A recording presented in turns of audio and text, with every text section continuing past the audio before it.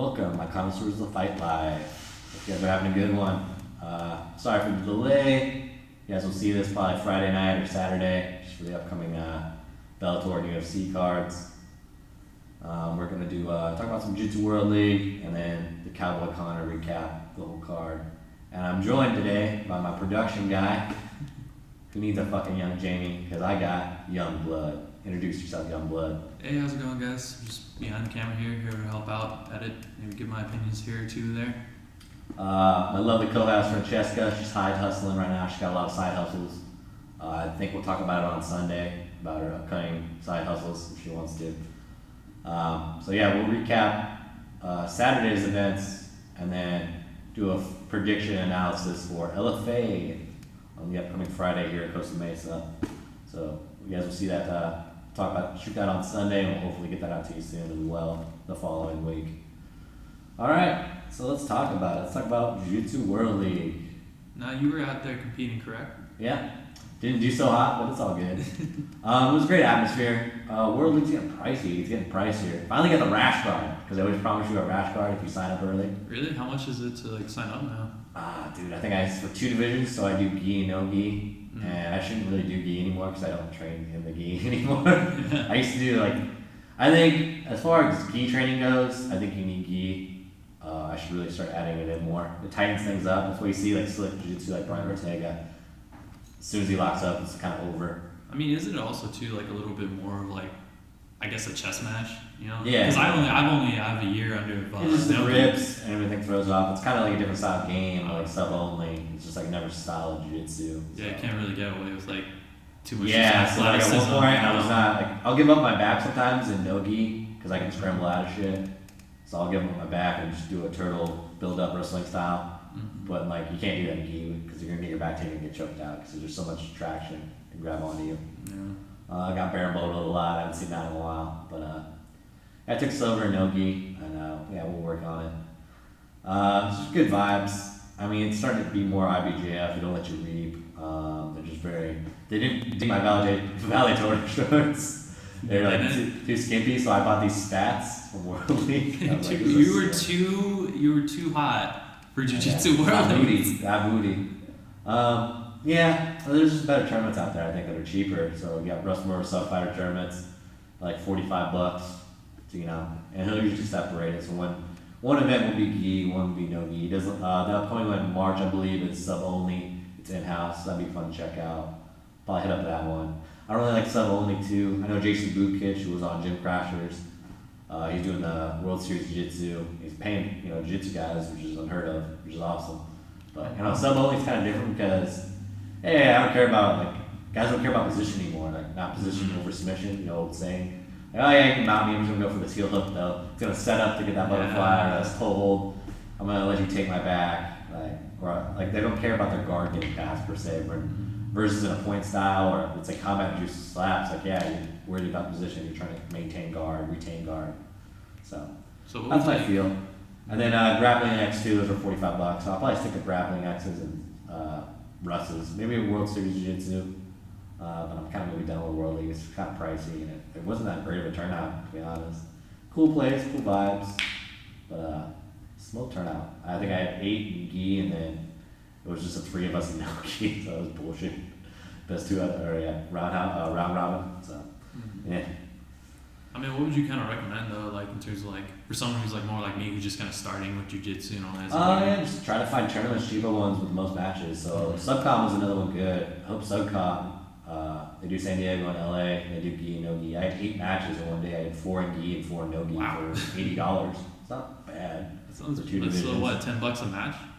Yeah, if you want to break it down like that, then yeah. Yeah, $10 a match. 8 matches. That's pretty decent. Yeah, that's not actually, bad. If you break it down like that, yeah, it sounds better. Yeah. Divide it by per match. I would go that way personally. Yeah. Just if because I think paying World League, I think it ended up being 110, 120, even with early registration. There's early registration would have got me down at I think 100, so it's still that was a better deal subcon.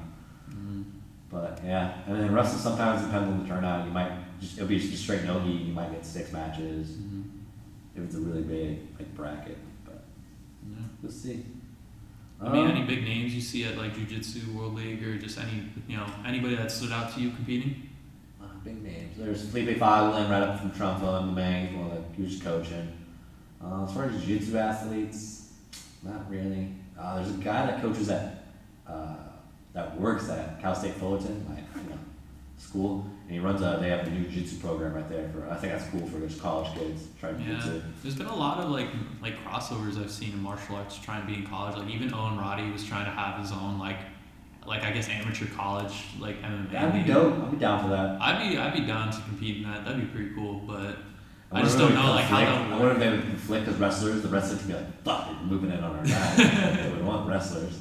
Or they would want. Or all the wrestlers might just start picking up striking skills and just go in and dominate. Yeah. But either way, I think it would be just interesting to see how that plays out and like how that would work out with like the NCAA. NCAA. Jiu-jitsu team. But then again, that would conflict with like a wrestling team. I don't know. There's the old way, and then you try to put new ways, but don't like change. Mm-hmm. Fucking world we live in. The NCAA too. Not Modelo time because I'm gonna spar later, so no Modelo time food. Sorry guys. The first sober episode of FLC. There'll be more when I start this upcoming weight cut. I am a pro debut in April, so not all about me though. Let's talk about the fights. All right. Let's talk about Let's recap UFC 246 Cowboy versus McGregor. We can start out with the old. I believe they started out with Mazo and Aldridge, right? Are you the going early off prelims? Oh, you going off the prelims? Yeah. We'll go off the early prelims. Yeah, they started with Sabina Mazo. So I give it to Mazo 60-40, and it was actually really close, depending on the second round. Because at first she probably gave Aldridge, right? I was leaning towards Aldridge because like I caught the fight a little late. Yeah, sorry. Fucking. We're still working things out, cutting each other off. We're getting there. We're good, dude. But I personally. Yeah, I really liked Aldridge at the start, but you could kind of see her, I feel like, slow down a little bit, Like, overall, I think in the boxing exchanges, you could really see that's when she was winning, but everything else, I really felt like Mazo just kind of dominated her on. Like, I thought it was closer, really, because... Or not dominated, but, like, was winning more. That second round was definitely a really close fight. What you're talking about, she got tired, maybe not so tired, but the tide shifted.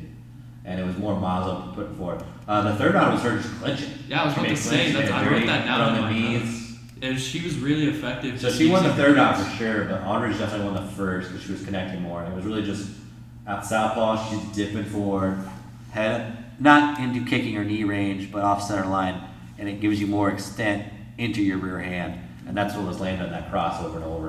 And I guess that was a Pat Barry thing. Pat Barry was talking to her, and I was hearing Trevor Whitman, who is like one of they'll bring in randomly, like, hey Trevor, what do you think? And he's like off online in Colorado somewhere.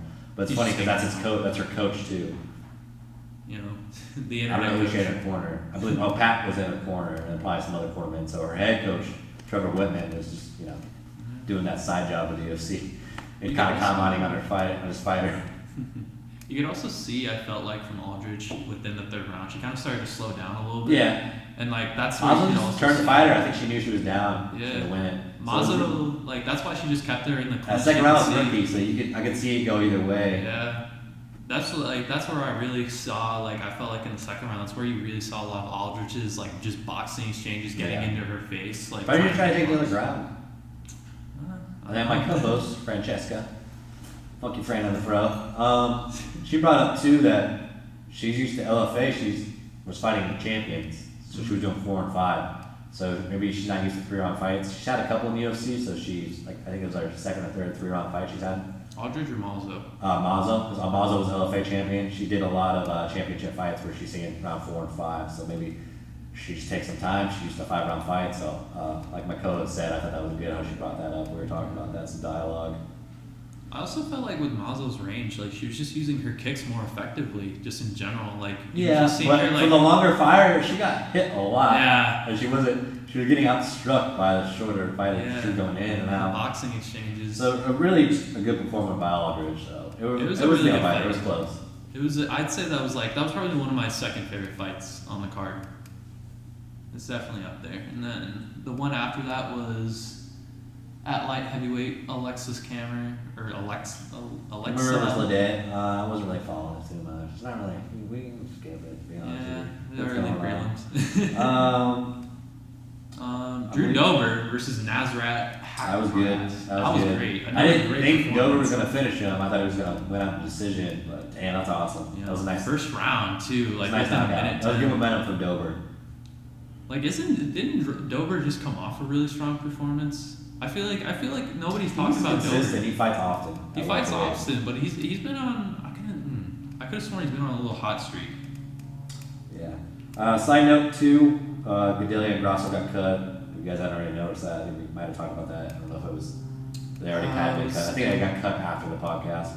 And then It was Skelly versus post-weight. Dawson, which I believe got rescheduled sometime in March. And I believe it was off a drug test at Dawson, but they're already rescheduling it. Maybe it was just, you saw that they're testing everyone just for the smallest things. Yeah, it's rescheduled, I believe, to Saturday, February 29th, Fight Night 169. For Want to Grant pull up Dawson. Dober's stats, YoungBlood? See his MMA record, Dober. Yeah. So, yeah, he's coming off of Dober. I was right. Dober's coming off of 2 TKO wins, both in the first round, really early. Almost within the same seconds of each other.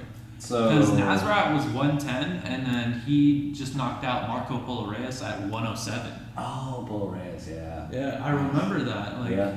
So he's on a hot streak. All right. yeah, Good. he's about. I don't think Neil Magny has fought because Neil Magny used to be. I would like to see him and Neil Magny. Have they fought before? It appears not. No. Neil Magny's been active. I remember he was fighting. He was literally on every UFC card, like undercard, mid card, didn't matter. I don't think Yeah, they're in he the fought same weight around. class. By the time he No. fought around Gaston, he slowed down.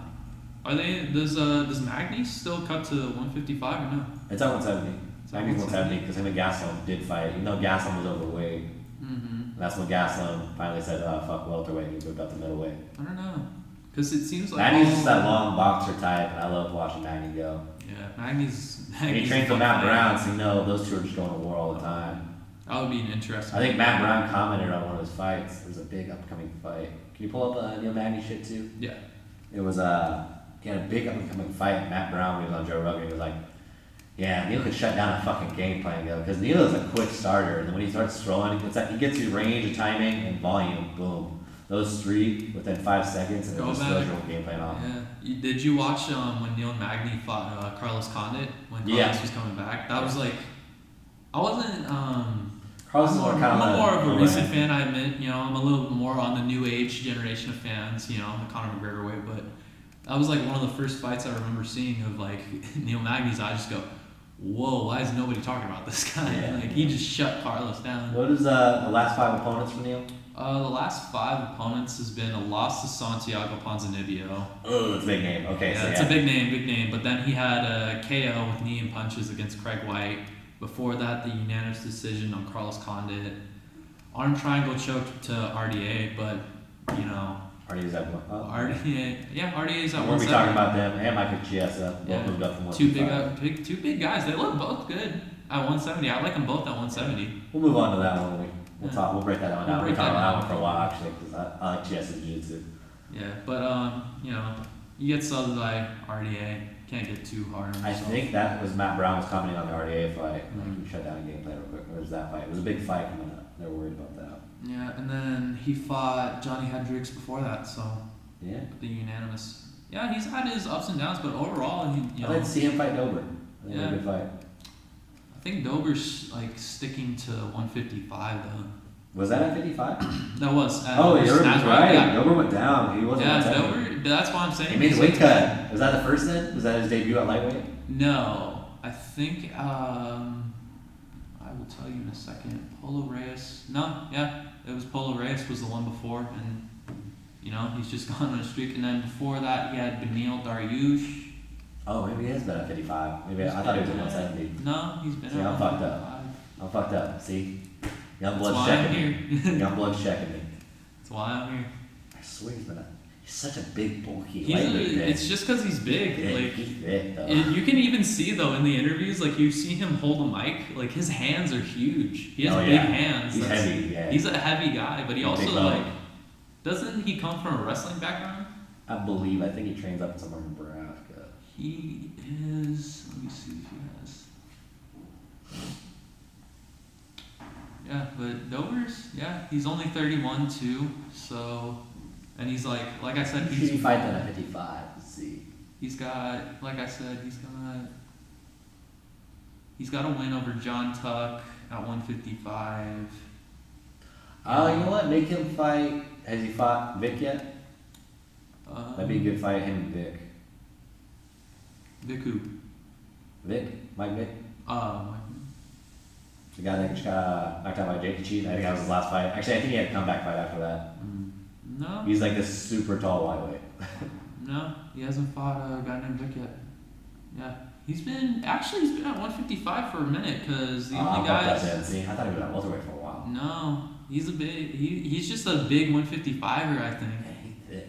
All right, moving on. We'll move on to Elliot Askarov. I completely forgot who Askarov was on the last podcast. I forgot he was the Dagestan from 125. Ooh. So he's the only Dagestani at 125, and he is good. He's also deaf. So shout out to Matt Hamill.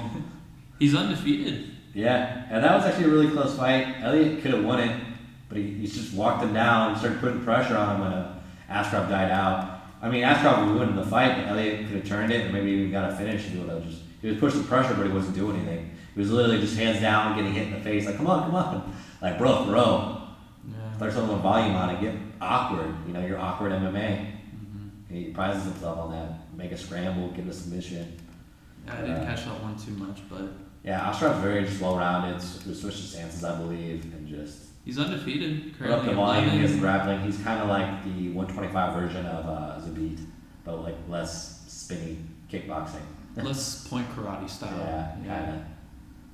I can see what you're saying though, like with some of like Zabit's last performances, like how they haven't been like as great as. Because he dies out with that volume. Yeah. Yeah. So I don't know. He couldn't do that with 5. You could see. You gotta find a way to pace yourself like Holloway does, because Holloway will throw out volume, but then 4 and 5 he really picks up. He's like, okay, it's time.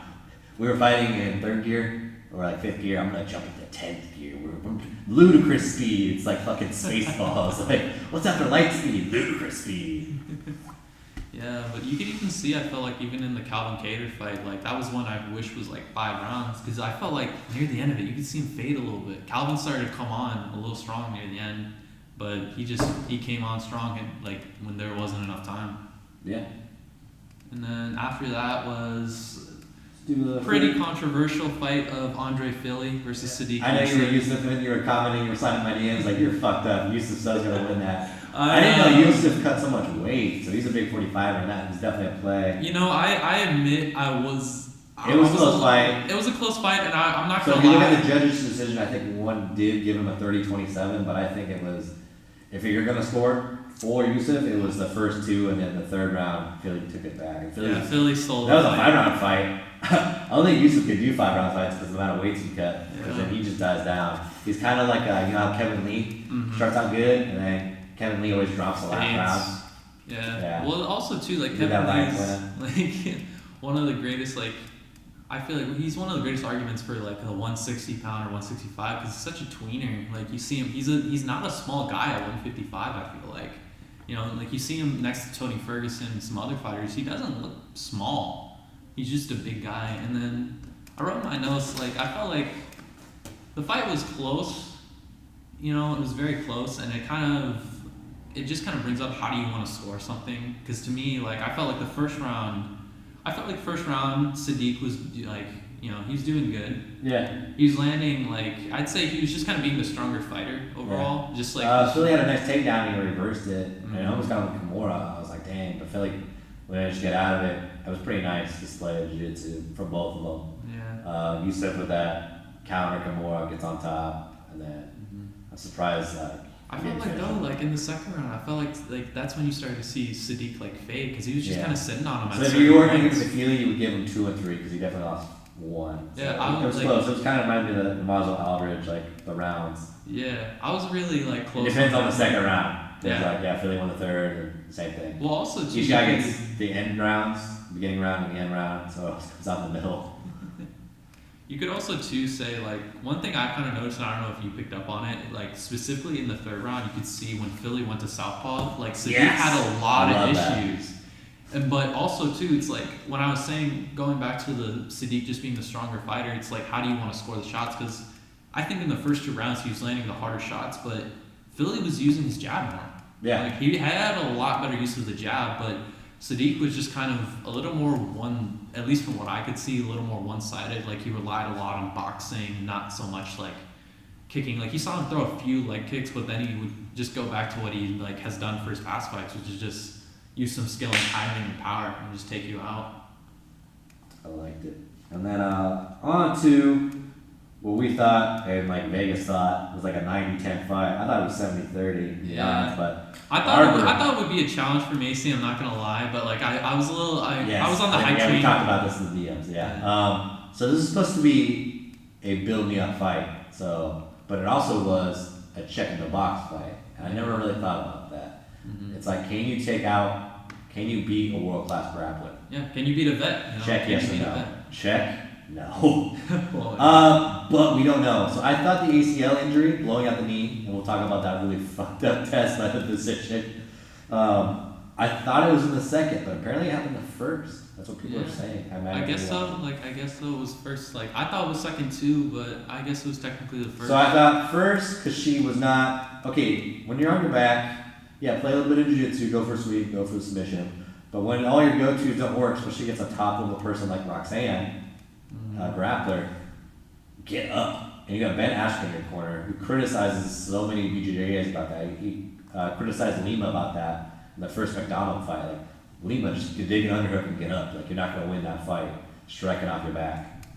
So she was stuck there, and she never went for an underhook and tried to build a base. She literally overwrapped her head, Roxanne's head, go for the far grip. She did get a lot of reversals, and I think in her mindset she's like, I'm stuck here. I think she does have the tools, but I remember her past fights to wrestle up. She had Ben Askren in her corner. So I think that ACL injury definitely played a part, because she wasn't able to wrestle up the feet. You kind of need your knee to build the base, especially, we don't know how much pain she was. Was that thing throbbing the whole fucking time? Mm-hmm. That's what I was wondering. I was just like, because that's where I felt like she really showed like and how it was getting worse pie for every step, every kick, every punch. You use that knee, you're using your lower body, using your legs. Especially with how much she was you're swashing the bug, you're putting out the cigarette is the analogy, you turn your foot into your punches, you know? Mm-hmm. So, it probably made things worse. That physician kind of fucked her. I mean, she's a warrior. Yeah. That was cool. Have you ever seen anything else like that in a fight? Like, I've never seen a doctor just say, like, oh, she's got a partial tear, let her keep going. Like, no, I haven't really, because like, I remember when Sean O'Malley fucked up his foot, but never got saw by a doctor. You just keep fighting on one foot. And, you know, we saw John Bone Jones basically get bent with the armbar with the Vitor Belfort. We saw that in the fight. Hyperextended. Yeah, they let that keep going. Versus, you know, when Frank Mir blew out Tim Sylvia's arm. That thing was fully bent. Yeah, it snapped. Tim Sylvia was trying to play it off, and then I remember in an interview, I think it was on Rogan, they were talking about Pat Miletich, and they were like, oh yeah, once we got backstage, we stopped playing. Like, he wasn't fine. He was not fine. Well, he was playing everybody, like, oh, I'm fine. Yeah, well, everybody, I remember watching that clip, and everybody, like, was mad at her for stopping it, because everyone was like, what the fuck? Like, what are you doing? Like, you didn't It's like something out of a movie Warrior with Tom Hardy. Yeah, and then, like, my shoulder out of an omoplata.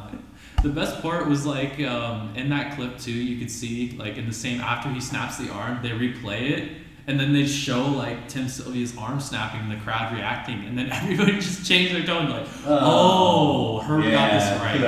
That was so early too, and everyone's kind of, a lot of people were uneducated, all MMA fans. A lot of people get mad at Herb for some early stoppages, but I don't know. He has had a lot lately when it comes to the striking runs. A little They're getting paid enough. I know fighter safety, but let the boys play, Herb. Let the boys play.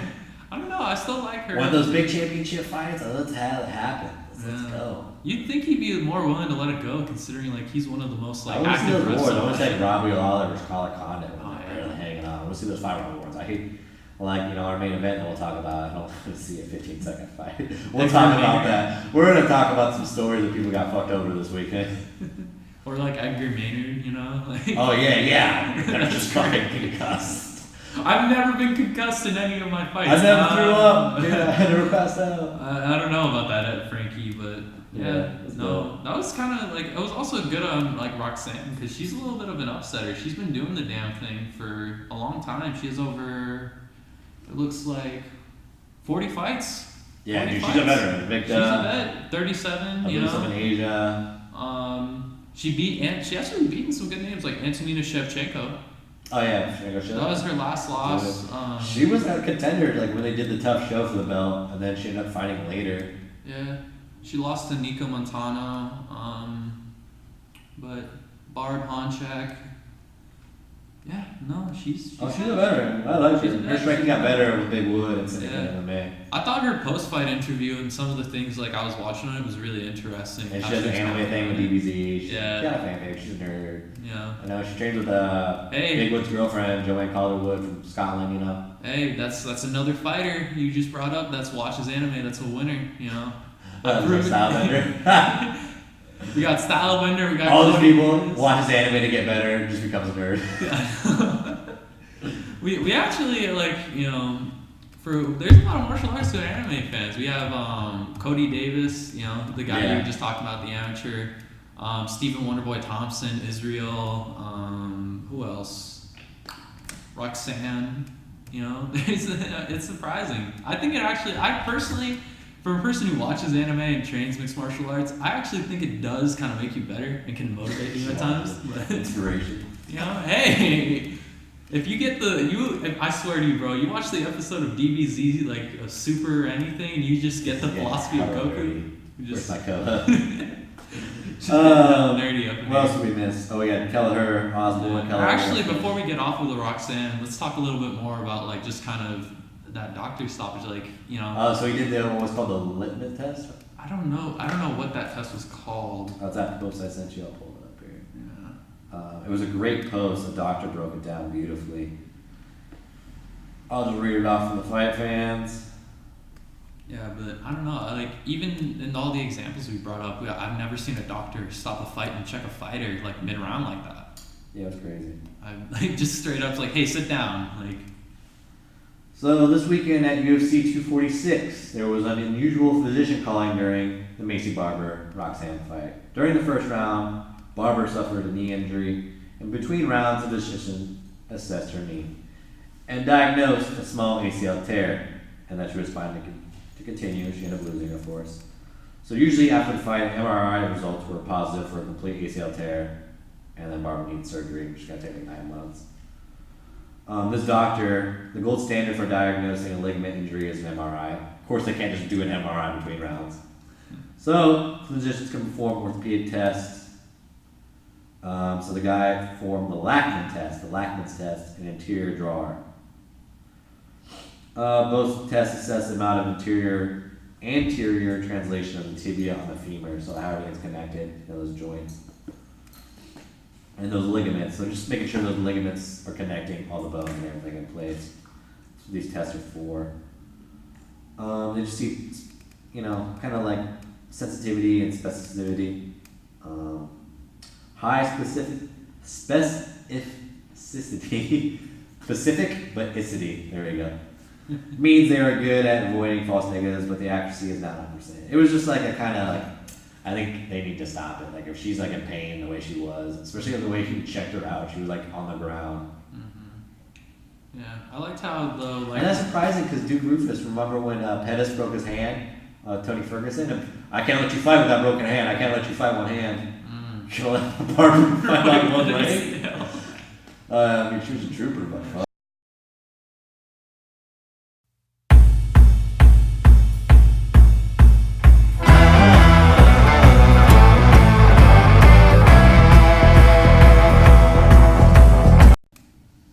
Back from the break.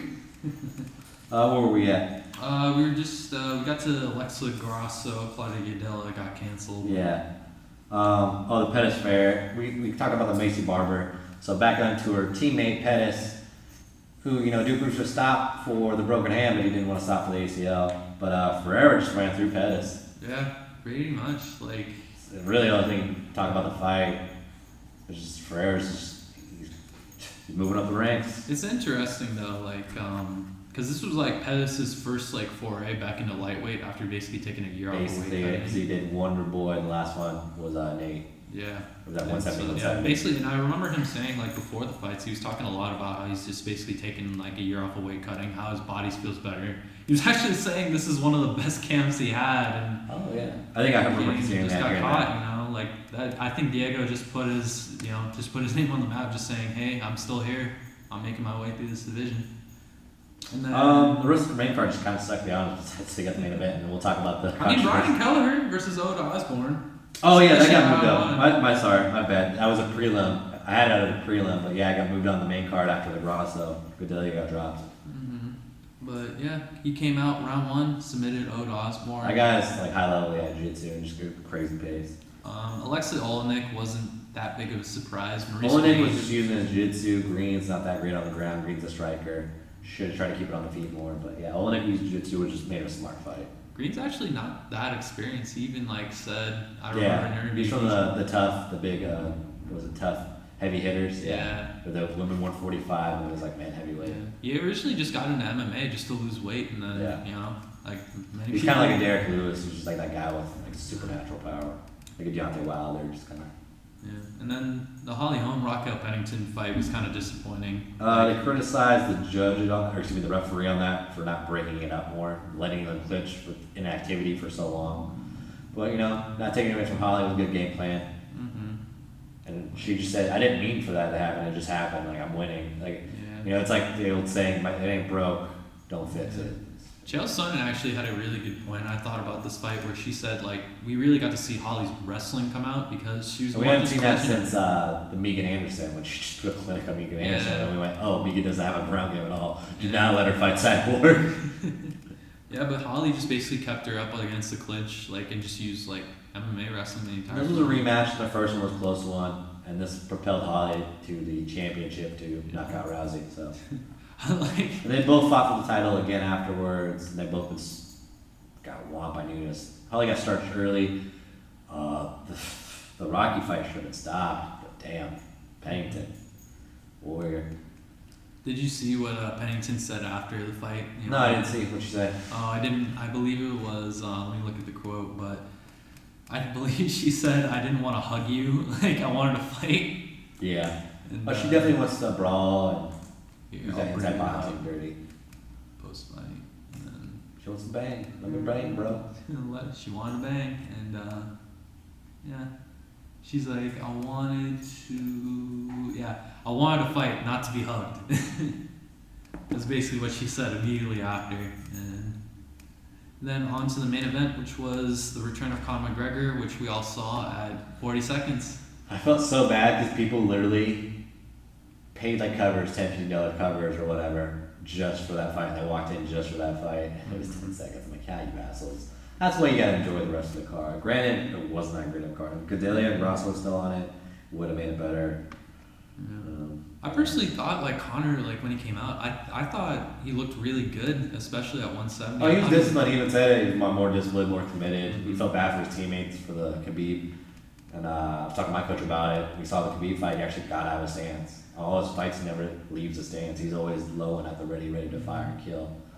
So we didn't see that for the Khabib. So probably because he, that whole year where he had the title and wasn't fighting, remember that limbo? Yeah. With proper whiskey? He was just fucking whores, snorting coke and drinking. Having a fun time. Enjoying his 30 mil, Yeah. So he wasn't ready. That rematch was probably just, the drama of Artem and all the other bullshit. And, the dolly. Oh, yeah. Gosh. I mean, what'd you think of the shoulder bumps, definitely pull up those memes of the dolly. What'd you think of the shoulder bumps, though? I think it just surprised Cowboy, but I don't think it really took the fight to where it was going to go. Really, it was I think that the head kick counter to the head kick, so Cowboy went up high, Conor blocked it and then followed it up. I think they, his coach Kavanaugh is so great, and they have great language, and I think they break down fights like a Tyron Woodley. He studies every little micro inch. So they're like, oh yeah, he drops his hands after his kick, fired kick right back, and he did. He fired that kick right up back, boom, right on the chin. People are saying it was rigged. I don't think it was rigged. Cowboy's not doing it for money. He's doing it for honor. I love how of all the people to say that a fight was rigged, you picked the worst case to say, which is Donald Cerrone. It just because it was such a performance. But those people, I'm like, hey, I love Cowboy. I wanted him to win, but I knew McGregor was a fast starter. Cowboy's a slow starter. McGregor goes in there and closes the fight within under a minute. So the way it happened, I was like, I kind of figured, but I was hoping maybe that was gonna be a 4 or 5 round war. Yeah. Maybe Cowboy gets the head kick in round 4 like he wanted, but That's life, bro. I also thought too, like I felt like people were really underrating those shoulder strikes because I feel like if you just look at the way Connor's built, he's built with like this gorilla arm. Well, if you look at Ricky Simone actually knocked something out. Like, I don't know if he got the knockout, but he got the knockdown. But he like charged a guy, like tackled and just threw a shoulder in the face. Connor was doing that in a clinch. yeah, but you could see though, Throwing like a short elbow with your shoulder. You And can people, I've had that happen to me in like when we're MMA, but it's like in the ground with a jiu-jitsu guy. Like I got him tied up, shoulder striking me.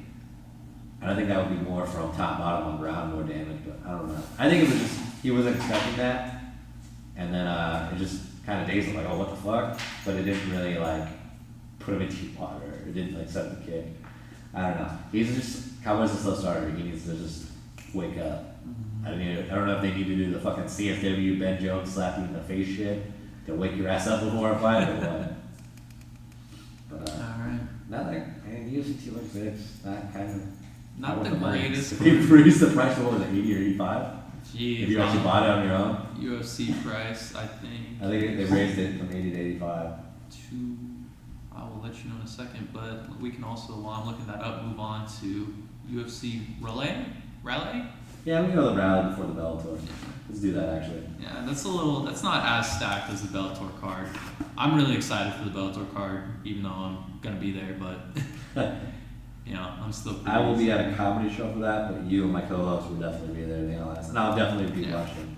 Or actually, no, excuse me. Bellator's tomorrow. I'll be at a history function event. Yep, you're right. It's $85 now for the pay-per-views, and they start the first one with But I'll definitely be watching on the DAZN app to watch Mo and Mario Navarro. Yeah. My homies. Been there training jiu-jitsu Tuesday, Thursdays with them. They're going to come out good. Yeah, but let's stick to the UFC first. Yeah. So the first fight on the prelims is Herbert Burns versus Nate Landwehr. Kind of both unknown names, featherweights. They've got nice records, 9-2, 13-2. I don't know who to pick because I just... Very similar on tape, you know. Yeah. It just Burns has it's a filler. Yeah. It's a filler. It should be. I mean, You never Burns know. has an And inch this and a is half how we get reach to know advantage. guys that aren't well known. You do matchups like this, and maybe someone will rise to the occasion. After that is bantamweight Brett Johns versus Brett Conor Johns. Bradley. I'm gonna give it to him just for submission. He has a twister on Joe Soto, I believe, Really? or actually banana split on Joe Soto at bantamweight. So Brett Johns, and that Tony guy's at 19-5, so that should be a good fight. We have this one could be good. Sarah McMahon versus Lena Landsberg. Yeah, I'm gonna Lena. They're both veterans, but Sarah, Yeah.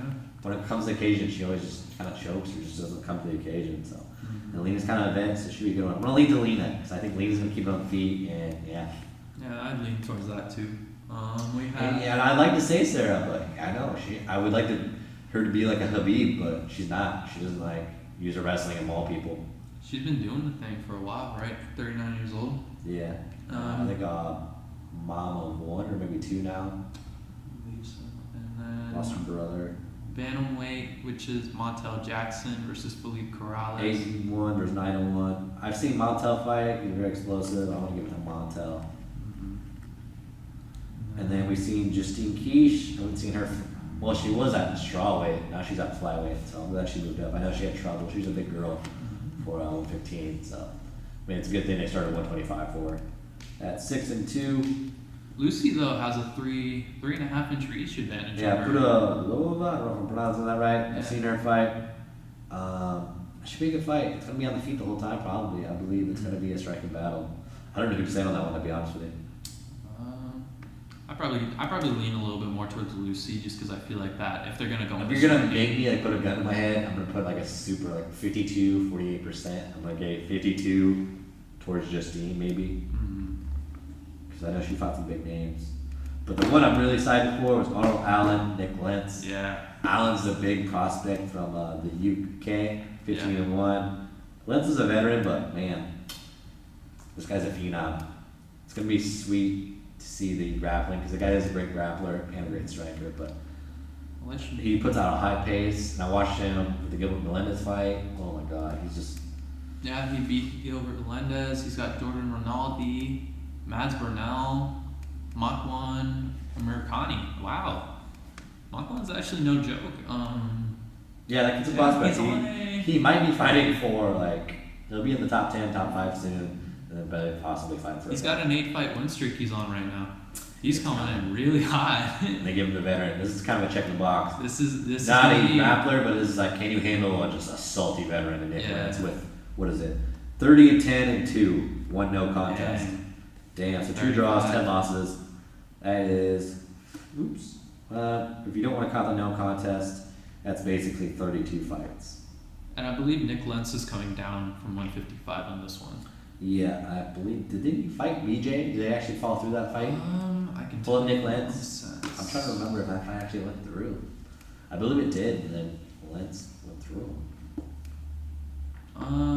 No, it wasn't BJ that got canceled. It was Narimani. But did he fight BJ? I can't remember. It was Gray Maynard. Gray Maynard. Yeah, because I think BJ had some domestic shit going on in Hawaii. That was when he had got knocked out during that bar fight. Yeah, so I think it came from. I think he's cut now too, isn't he? No, I heard rumors he might have one more, but I hope they're just trying to find an opponent. Oh, I think it was gonna maybe they were trying to set up Diego. Yeah, again. I wouldn't be surprised, but then that'd be at 170. But I think Diego might be moving on to something else. Who knows? Diego could be doing anything. I remember hearing before he signed this contract, he wanted to go to Lithway, Diego Sanchez, and Dave LeDuc was gonna corner him. Yeah, that was cool. They're gonna legalize in Montana. I think that'd be awesome. Yeah. Lethway is a great sport. I don't think it's Bare Lethway does not with headbutts, Muay Thai. Muay Thai. It does not. And then the only way you win is knockouts. No draws, no decisions, no judges, only knockouts. And then they revive you. Yes. That's the craziest thing of Lethway. I feel like that changes things, like the revival rule where they just you're post knockout and they're just allowed to slap you and throw water on you. To wake you up, because I can't remember the rules said if you get up in a certain amount of time. You have 3 knockdowns basically, and if you're knocked out during those, you can't get back in. You lose. Yeah, and then a little bit. I'm kind of surprised this took the top of the cards, at least of the prelims. Bevan Lewis versus Daquan Townsend. I believe they're 2 explosive middleweights. It's 2 super explosive. They're really, really. They're just hoping that they'll bang it out and be a crazy knockout. Yeah. Somebody's gonna get it. I don't know who to pick on this because they're quite similar in style. They're similar to even all their stats. They're both one's 28. This is the UFC. Okay, how do we start off before we get in the main card? Okay, let's put a banger. Somebody's gonna get knocked out. These 2 knuckleheads. Yeah, both are 6'2". Both have a 79-inch reach. Yeah. I don't know. It's up to. I guess you gotta go experience or age, but I don't know. I probably lean more towards Daquan, just because he has, I think, 8 fights compared to 26 fights. Yeah. That's a big difference. That's a big jump. So we'll see. I think that'll be an interesting fight, though. Starting the main card, we have Jamal Hill versus Darko Stosic, and I believe I've seen him fight. But again, I'm just a light heavyweight. I try not to pick because it's like heavyweight division. Touch him, done, sleeps out, so anyone can win that fight. Yeah, I don't know though. Light heavyweight's interesting though, because now with John Jones and I don't know too much about Hill at 6-0, but I've seen Stosic fight, and he is a real deal. Yeah. Darko, same fucking Darko. I think we talked about that. We were talking about that. That's that dude has the greatest name for a fighter. He doesn't need no nickname. Just hey, what's your name? Darko Stosic. Oh, dude. Moving on to women's strawweight, Hannah Cyphers versus Angela. Don't use the N-word around her hill.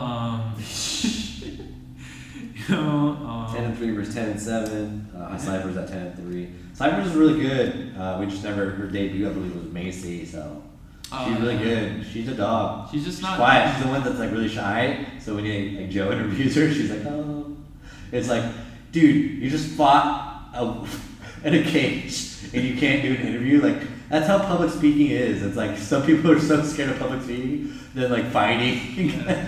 That's what's funny to me is some of the guys we train with are some of the toughest guys that we know, and then you put a mic in front of them and they just shit their pants just.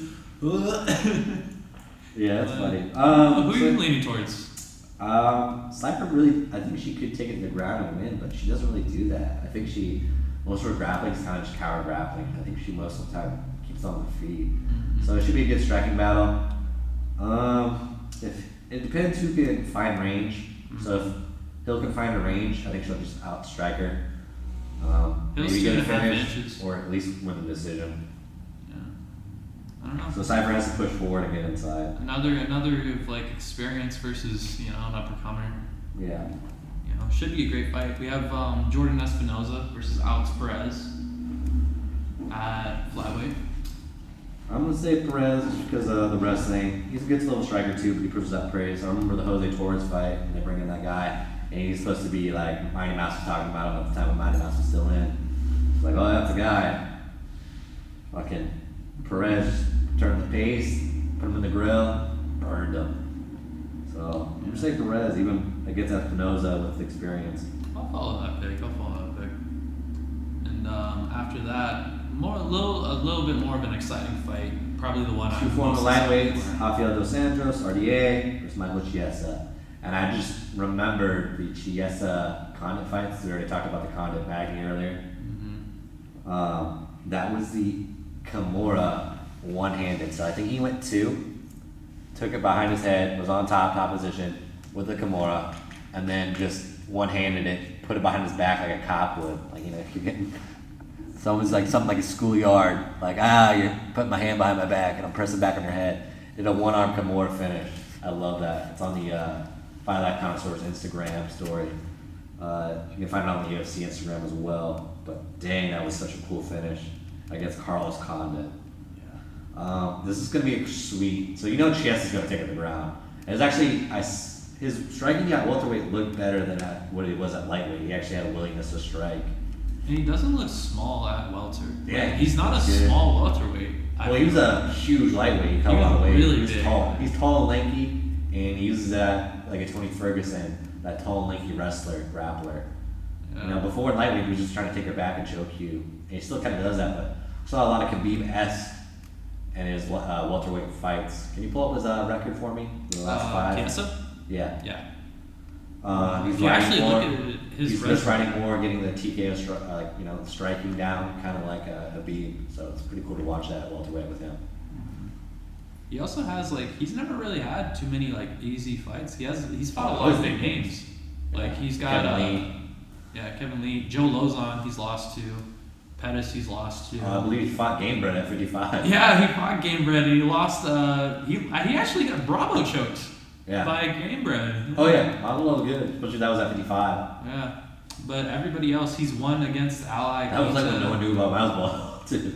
No one. This guy's from Strikeforce. You mean the OG? Oh, you mean the Cuban Gamebred Cuban Street Jesus? So what are the last 5 for Chiesa? Last 5 for Chiesa goes. I'll go in order of the. Recent. I'll go most recent. Yeah. The last one he had was over Diego Sanchez, which was just a domination. That was the one. Wrist riding, good wrestling. Yeah, and Diego, Diego's no slouch when it comes to grappling. Diego can wrestle, but he Chiesa put out volume of strikes. I liked it. It was kind of like how Covington does it. Just kind of throws a lot of volume, not a lot of power, just like the Diaz do it. Yeah. And then, especially do that to a guy like Diego Sanchez, who's been doing Don't let him get that big punch. How Covington did that to Robbie Lawler. Just don't let the big, powerful striker set up the big one. Mm-hmm. And then before that, he had the Kimura against Condit. And that was his debut, right? Yeah. At welter. And then before that, his last 3 were at 155. He lost to Anthony Pettis versus in a triangle arm par, but it's Anthony Pettis. And then Kevin Lee before that, which was. I think that was the one where he's like, I'm gonna send you to Bellator, and then he didn't even make weight. Yeah. So it was a good thing he moved up. He looked like a douche at that time. Mm-hmm. And then lost to Kevin Lee versus. Yeah, but I think that's when Kevin Lee. That was the one where they criticized the stoppage. Because he didn't tap. Just let him go out. Yeah, and then he has a submission. He rear naked choked Beneil Dariush versus on the one before that. Mm-hmm. So he's no slouch, man. He's probably one of the best grapplers at 170 now. And RDA at Southpaw will put up the pressure. Also a great wrestler, grappler. It's just gonna be a close fight. Great striker. I would give it to RDA just on striking. If he just keeps it on the feet and strikes. But then maybe Chiesa has improvements in the striking, so it's a hard one to say. If you're gonna put a gun to my head, I'm gonna say yet again 55, 45, 55 for RDA. Mm-hmm. I'm leaning a little bit more towards RDA, but I think it all probably comes down to who's gonna take who down first. Yeah, it's gonna go to the ground. I feel like Jesse's gonna test the waters. I'm gonna test your black belt. I'm gonna test your wrestling. And then after that is a very interesting fight, which I don't know how much it'll affect the rankings. It should affect the rankings more than we realize, but It'll be the heavyweight resurrection setbacks. of Dos Santos. Can you pull up JDS's stats for me? His last fights Yeah. and the layoff he's had. He doesn't fight. I believe he had that comeback fight, or maybe this is a comeback fight. I don't know. Cruz Blades coming off good wins, not wrestling. Yeah, his last fight was against Francis. Yeah. So That was we all know how that went. Yeah, that was a rematch too. Yeah. But other than that, actually, like coming back, he's done well ever since after his loss to Stipe. He came back. He won against Blagoy. Yep, that was the comeback fight. Yeah, knocked out Tai Tuivasa. Yeah, I remember that one too. Tai was hot too. And I believe that was in Australia. And then stopped Derek Lewis. Second round, Derek Lewis fight. Okay, so yeah, I just kind of forgot about him. Sorry. Yeah. He just my hype train went away, but he still thinks he can be champion. And he has still great boxing. He's one of the best boxers at heavyweight. I feel like Francis Ngannou just has everybody's God number power. except for Stipe. Like he's like But if they can Deontay put that one Wilder. back, I don't know if CB could take him down again. I think he found out. Okay, I'll work on the takedown defense. I'll work on the get ups. Yeah, and then for Curtis Blades, he's had some. Pretty much, everybody else. He's actually never lost. I don't think in the UFC except to Francis Ngannou. You know, he's lost to Francis twice, and so he just. Who knows? Maybe Francis just has his number. Maybe. But other than that, he's beat some good names. Took out Mark Hunt. You know. Alexei Olenek beat him. Obviously beat Overeem. If Blades can take it to the ground, it's over. And it's the striker versus grappler matchup. So. I was watching some stuff on Instagram. But JDS had always great takedown defense and always good get up underhooks on him. I don't know how to. I didn't even know what to say to put a gun in my head. I'm just like, just shoot me. 50-50. Because I don't know who. It depends if you get the takedown. And we'll see tomorrow night. I'm leaning more towards Blades on this one because I remember I was watching some things I saw some Instagram clips where he's basically saying he's not looking to strike at all. He's looking to take him down. Well, He's looking a lot at the Kane film and he's breaking him down. So I'm leaning a little bit more towards really in the Blades. clinch because you didn't even get the takedown much. It was just beat him up in the fucking clinch. Put the work on him. Yeah, but even like you could see the work against Overeem, and Overeem's no slouch on the ground. Yeah. You know, and he just dominated him. But so I'm gonna have to go with Blades on that one. All right. And then, Let's move on to the Big Bell Tour this Saturday. yeah, First fight. Tony Bartovich versus Jarrett Connor. Both You making probably their debut. guys won't know these names, so we'll brush through them. So they're both debuting featherweight. They're getting local guys from California. I'll take. I Jarrett know Connor. Jarrett Connor did pretty well as an amateur, I believe. So should be a good fight. So we're leaning towards Jarrett Connor on that one. Maybe. I'm not really picking. Like I said, I don't know Tony Bartovich that well. Yeah. It'd be taking some hella research to find who these guys. Yeah. Miguel Jacob versus David Pacheco. 3-0 versus 1-0. At 170 actually, and one of them's moving up, so that could be an interesting one. Yeah. Anthony Taylor versus Chris Avila. Yep. And Chris Avila was Diaz's boy. So leaning a little bit more on towards Chris Avila. And then who else we got? Brandon Bender versus Joshua Jones at catchweight at 160. Joshua Jones, a sub-fighter guy with Tracy Hess. 9-4 versus 12-1. That Bender guy's, I've never heard of him, but pretty good. I wonder if this was kind of a catchweight because Bender's a welterweight, or because I know Jones is at lightweight, and he has a win over Dominic Clark, Alday Clark, who we'll talk about. He's on the card as well. It's always the same names: Dominic Clark, Joshua Jones. Josh has always been on the Bellator prelims. He's always on there, I believe, televised. Yeah. And then This is even like all the fights. So like, dude, when you get there, there's gonna be non-televised in the early prelims, and then there's post prelims that aren't televised. So you could be there all night, dude. Luckily, our guys are all on the televised prelims. yeah, and then after ours, which is the fight I'm most excited for, because our boy Moses Marietta versus Curtis Millender. We're biased. We're biased. It's Mo. We're very biased. It's gonna be a good fight. It's at a catch weight. Yeah. It should be at 180 instead of 175. Hopefully that plays I out. mean, Mo's taught me everything I know about kickboxing, so I'm not gonna lie. I'm pretty biased here. We're biased. We're just But gonna skip that. To offer a little bit of an analyzing this, like Mo is dropping down, I believe, to is it 5 175? pounds, 180. Oh, just 180. I thought it was originally 175, so they're just going 180. They said that, but he slid in Curtis DMs Mm-hmm. and said 180. I don't think they have it on paper yet, but they need to do that. That's interesting because like I think Curtis is taller than Mo, but Mo's still I think gonna be the bigger guy coming into that, just because he's not he's not a small guy. He's thick. He's a thick boy. So. Yeah. Moving on, we'll just do some honorable mentions. We had AJ Agarizum versus Adel Automini. On that one. This is actually that could be an interesting one because they're both. I'm gonna give it to AJ because they're grooming him. And he's like the BJ. He's coming guy. up. He's like the Dylan Dennis. He's like the Ryan Hall. He's the Gary Tonin. They're grooming the BJ super BJ guy. So I'm gonna give it to AJ. They're just grooming him. The striking's kind of coming along. I remember I sent a picture of AJ Agarizum to Jeff and I said, "Yo, I didn't know you were in Bellator." Facial lined up. And he's just like, he can catch the smoke. Like, I was like, damn, Jeff always ready to go. The return of Aaron Pico on the next one versus Daniel Carey. I'm gonna give it to Pico, but Daniel Carey, Scary Carey, I believe is his nickname. 7-3, 4-3. That guy's a veteran. I keep giving these vets to Pico, but you kind of have to because Pico's so high level. So hopefully Pico can bounce back from those KO losses from Henry Corrales and Adam Borix, who we'll talk about also today. Yeah. I mean, Pico's an exciting guy, but he just gets the obsessed. boxing. He loves to box. Like, he wants to put on He's a a great show. boxer. You just be safer, kid. Yeah, but he's just like, he really needs to. I feel like he really needs to come out and show more. And then when he went to Jackson's in the last fight, he turned it into a wrestling match, but then Adam Borix turned it on with that flying knee. Yeah. He just gets caught. And then Ricardo Filo versus Dominic Clark. I'm gonna give it to Dominic Clark. He's a veteran. Okay. I agree with that. JJ Wilson, 4-0. So I'm not excited about this fight. We train with Mario. Train with him every Tuesday, Thursday morning with Jiu-Jitsu.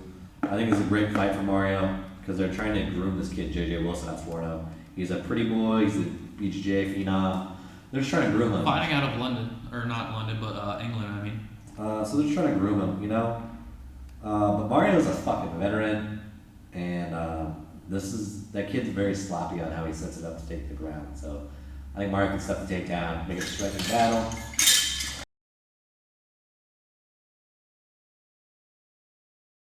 The next fight, which is Ava Knight versus Emily King. Ava Knight, second fight in the MMA, or at least for Bellator.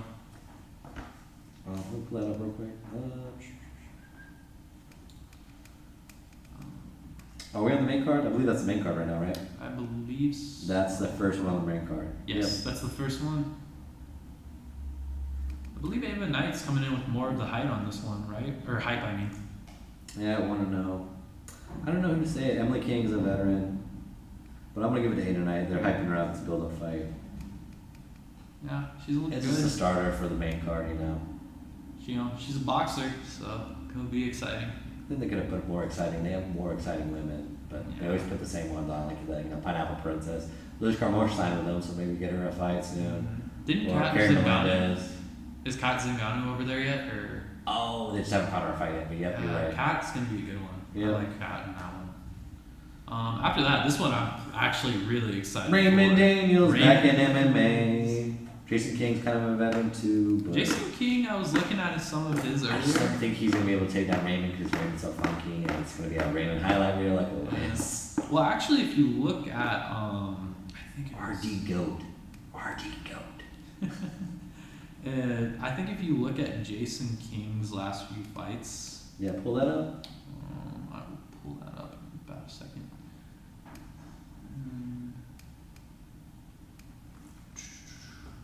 Keeping it professional.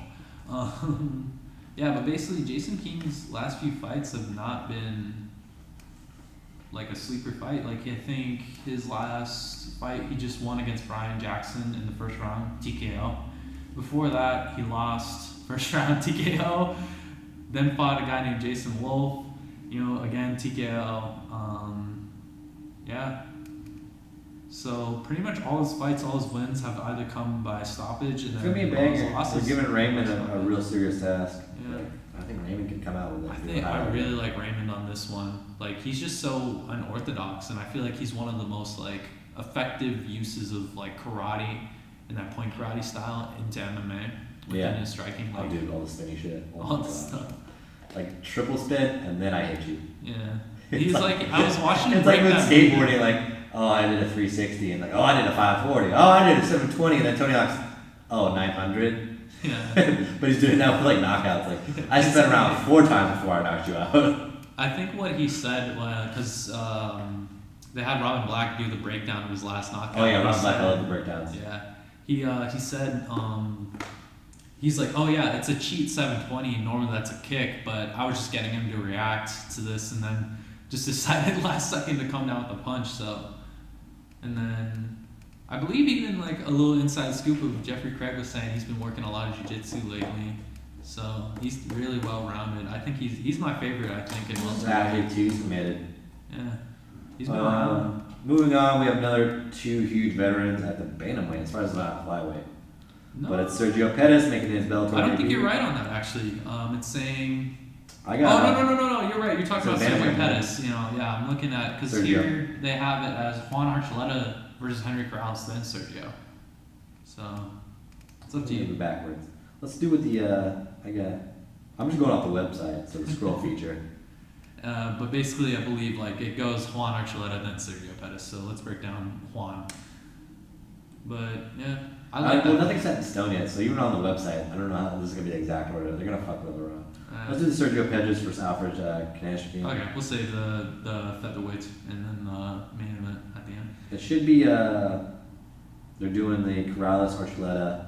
The Caldwell Borch will be the co-main, Mm-hmm. and then the main event is Julie Booker Cyborg. Yeah, so let's So talk keep that about in Pettis versus Alfred Kashiki. Yet again, put a gun to my head, just blow my head brains out. I'm going to call it 50-50 because they're both veterans. Yeah. Is that bantamweight? So I'm not quite Bantamweight, sure. yeah. Bantamweight. So maybe I'm going to give it to Alfred. Oh, and then basically, we'll restart. Yeah, so if you give me a rundown of Sergio Pettis versus Alfred Kashikian. So Pettis is gonna be like his brother, and they like to switch the opposite stance. Let's say you're southpaw, I'm gonna be orthodox. If I'm fighting orthodox, I'm doing southpaw. It's volume. He puts up more volume because he's smaller. The smaller weights put up more volume. But I think Alfred's a true bantamweight, and I think Sergio should just stay at flyweight. Maybe they haven't had enough flyweights really at Bellator yet. Makes sense. But I'm gonna give it to Alfred. I've seen that guy's highlight reel. Just look at his mugshot, bro. It's fucking. It looks like a murderer. Yeah. Sergio's making though his Bellator debut, so that'll just be interesting. Different different rule set, or not different rule set. He's gonna get different paid more promotion. probably sponsorships. That's kind of the bad shit with Reebok and UFC. You don't really get paid, so guys aren't leaving for a reason. Okay, and then after that is featherweight fight Juan Archuleta versus Henry Corrales. So Juan's been at 135, but he could jump up because he's over at the training lab, and they have what's the guy's name? The strength and conditioning coach. Oh. It's gonna kill me.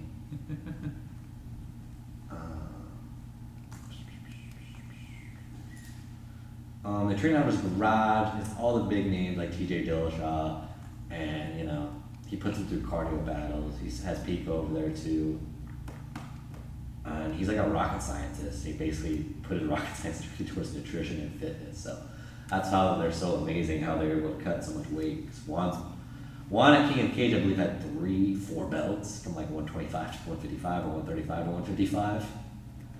It was nuts. It's gonna be a good fight though. Henry's coming off that a loss to the Wolf, who's gonna fight Borix, and we'll talk about next. Darren Conwell is a 135er, and then you guys might remember Corrales from the comeback KO win over Pico. Corrales is a veteran out of the MMA lab. It's 2 super camps, man. It's the super camp we got over here in the training lab with Juan Archuleta, one of the coaches, owners, and fighters. It's gonna be a barn burner. I don't know how to say this one either. I think Henry's more durable, like tougher, and I think he could make it a more brawling, dirty fight. Juan's more finesse lately with TJ, so they do the fancy footwork, fancy striking, different angles. But then Juan might set up a perfectly like ninja KO, like Dwayne Lowe style, you know? I thought Juan, like, I know he lost his last fight to, I believe, Pitbull, right? He got knocked out of the Grand Prix off the first one. Mm-hmm. And, but I don't think, like, Juan did that bad in that fight. Like, he looked really athletic. He looked really fast. It looks like Pitbull just came in with a better game plan. And I know for that fight, which will be interesting, because I don't think TJ Dillashaw is allowed to corner him, because they found out in his last fight, like, I think 2 hours before or something, Cal. TJ couldn't kill. Coach Cal, that's his name. Yeah. Alright. And I believe I'm gonna kill it. The pronunciation maybe. So their strength and conditioning coach, the guy's like a rocket scientist, and he trains out of the garage. Yeah. It's I was trying to find it earlier, but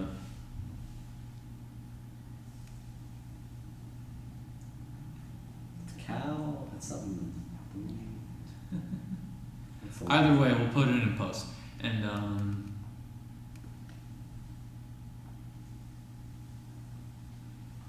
Yeah, it's just Coach Cal. We'll call Coach Cal. Oh, sorry. either way, sorry about it, guys. We're trying to keep it quick, but. And so moving on to the next fight, which is right before, I believe, it's the co-main event, which is Darian Caldwell versus Adam Borich. Featherweight tournament. I still think AJ McKee's gonna take it all, but this is a good one. Caldwell coming up from bantamweight, getting win over Henry Corrales, we just talked about earlier. Yeah. Borik's coming off a KO Pico before the tournament, and you wanna pull up the featherweight bracket? Yes. I believe he took out, who was it? Can't quite remember. But it should be a good matchup. Borik's gonna be striking. Caldwell mixes it up quite well, but if Caldwell takes the ground, that's probably the keys to victory. Yeah. Well, I believe he's been cross training with CSW because he was out of Alliance down in San Diego. So, from looking at the images, it's right now, it's looking like,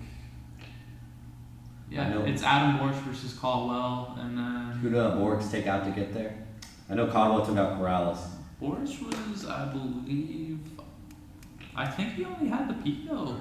No, there was a prelim. This is There like was a, one more he had? This is a quarterfinal, so there was a prelim before the quarterfinal. Oh, okay. And the featherweight Grand Prix. I love these tournament styles. It's so cool. It's fun. I think like it takes a lot of the politics out, and it just kind of like. Just stick the bracket. But Oh, you're setting right. up You're the right. bracket- Pat Curran. Pat Graham, veteran. Yeah. So he already took knocked out the him big veteran. So Personally, I think Borich is my dark horse to win that tournament because the guy's Yeah. never lost. I Guy's would a winner. think either Pitbull, the champion, or what was it? Emmanuel Sanchez, also out of Duke Rufus, is another dark horse who wins over most of the guys in that tournament. Yeah, he's. But I think it's gonna be Borks versus when Borks beats. I think he's gonna be Caldwell, so it'll be Borks versus AJ, and then it should be Emmanuel Sanchez is fighting Pitbull in March. Mhm. The winner of that will fight. Who is it on the other side? They'll either fight Daniel Weichel or Emmanuel Sanchez. Daniel Weichel should fight. Who just won? There was another one.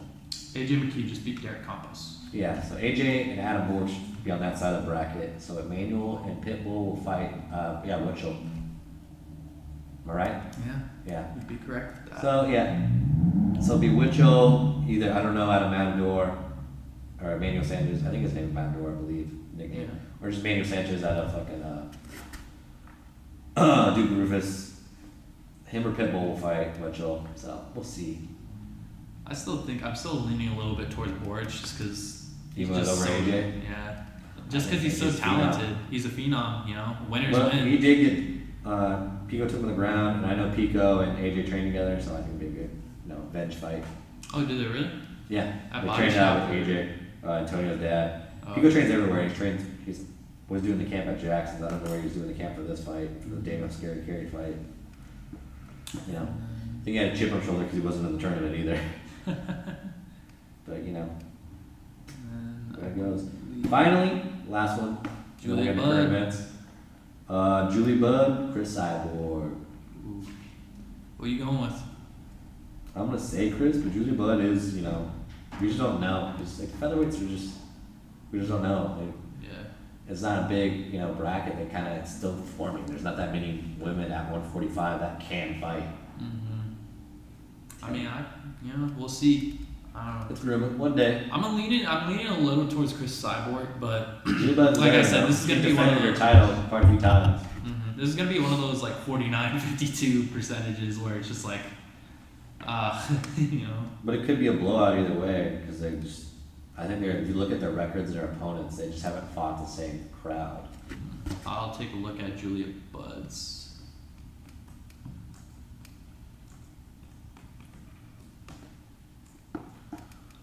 So Julia Budd's last 5 fights have been, I'll go in from recent to farthest away, is her last fight was against Olga Rubin, which she stopped in round 1 with TKO. Before that was Talita Nogueira. Again, TKO. Arlene Blanco, split decision. So I had a little trouble there, but still won. Marlos Conan, TKO. Big name right there. Yeah, when she beat Marlos Conan, that was the real deal. Arlene Blanco, decision. And Roberta Samad, decision. I think Cyborg might have fight Cohen, but I'm not quite sure on that. But yeah, they haven't really fought the same amount of people, so we don't know where they match up. Actually, what's interesting is if you look at Julia Budd, her first foreign fights have been probably some of the biggest names in MMA. Her first fight was against Shayna Nelson in Strikeforce, which she won TKO. Then she lost to Amanda Nunes in her second MMA fight, which was a KO by punches in 14 seconds. Same thing. So it's hard to do the MMA math on that one. And then her third MMA fight, she won against GDR. She had a unanimous decision against GDR, Jermaine Durandamy. She can hang. All right. But lost the submission armbar to Ronda Rousey. They haven't fought anyone recently, because fighters change. Yeah. The old Rousey versus new Rousey, old Jermaine Durandamy, old, yeah. Well, you can kind of see Cyborg has a little bit more on the competition level coming up into this one. So it'll be a great fight. We'll see how she fits into the picture. Yep. Moving on to current events. What'd you see lately? Paige Van Zandt is out. What was it again? The arm fracture? Broken arm fracture. I think her lower arm. It's probably the same one that was bugging her. The one because she already has That's what I believe so. She already has a piece of metal plate in one of them. She posted a picture. She's part Terminator. Yeah, Paige Van Zandt's fight pushed back over arm fracture. Paige Van Zandt for Friday. She's out of her scheduled bout against Amanda Ribas on March 14th. After suffering a fracture in her right arm. I don't know where the other injury was at. I believe that was the same arm. The same injury or maybe something different. Who knows? Or something stemming from it. Yep. And then after that, we have actually this one I was kind of shocked by. The Sean O'Malley got another NSAC suspension.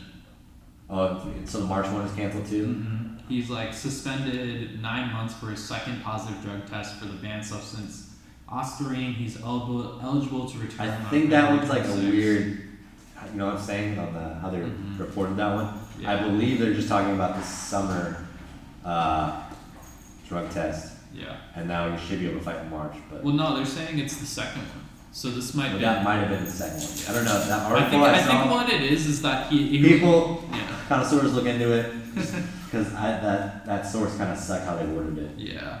I think what it's meant to be is that it's the same substance, but he tested twice for it. So it's basically saying the same substance that he tested for his last fight. He tested again for Ostarine. For the March one. But he's expected to fight Jose Quinones at UFC 248 on March 7th. So yeah. So I think that one was bad reporting. Yeah.